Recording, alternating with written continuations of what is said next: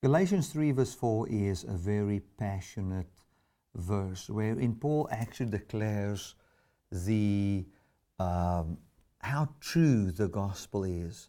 And he uses the truth of the gospel to say something. Let us just read Galatians 3 verse 4.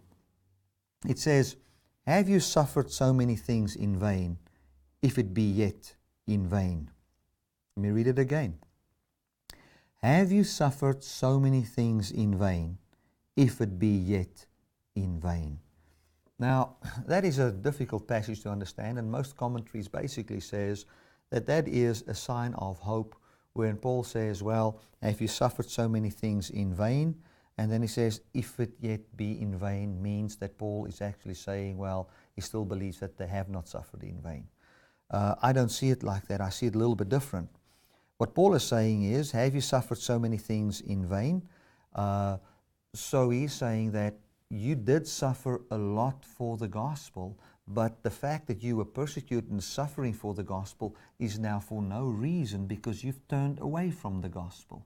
You are turning away from the gospel. And then the suffering that you went through, the persecution that you went through, was therefore for no reason. Or it was, why did you suffer? You suffered for nothing. And then he goes there and he says, if it yet be in vain. So what I see there is, if they have suffered for a deception, for something that wasn't true, it would have been okay for Paul. That is what he's actually saying there, if it yet be in vain. If you guys have suffered and you've turned away from this message that you believed, wherefore you have suffered, but if that message wasn't the truth, it would have been okay. We can compare it to the following.